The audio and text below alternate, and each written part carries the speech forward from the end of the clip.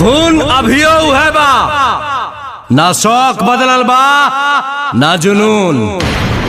सुन ले फिर से, रियासत गइल बा रुतबा ना, रौबा खौफ आज भी उहै बा।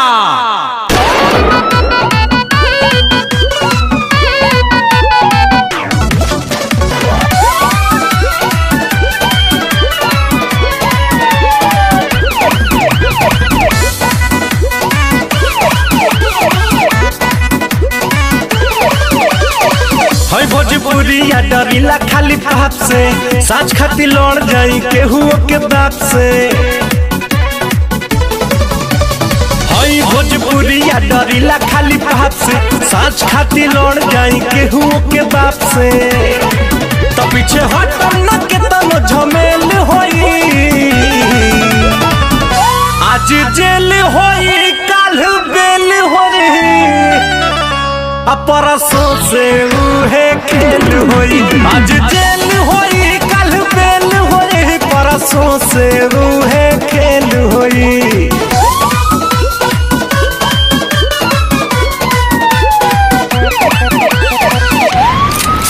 हथियार तो खाली शौक खातिर रखीला बाबू, खौफ खातिर नमवा काफी बा।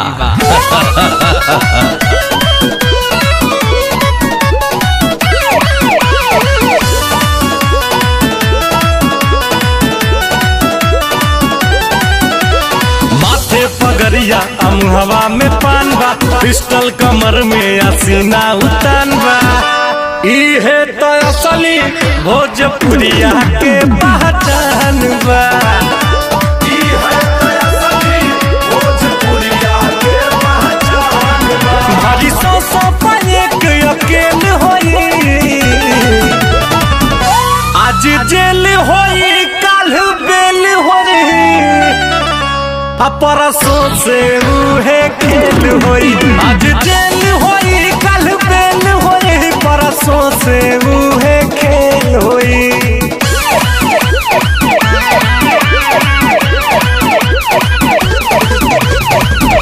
शिवपुर वाले जमीन पे होटल बना। हाँ देवरंजीत जी, आज से आपके प्राइवेट स्कूल में गरीब बच्चा मुफ्त में पढ़िए। ई ना हो सकला। हमारे दोस्ती का फायदा उठा लिया बाबू, कैसे कि हमारे दुश्मनी का नुकसान तू सह ना पैबा।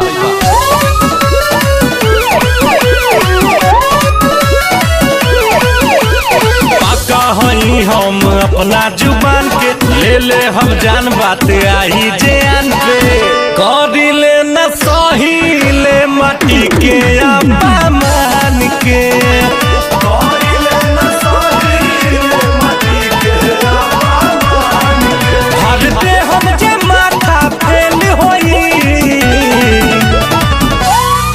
जेल होई काल बेल होई, परसों से उहे खेल होई।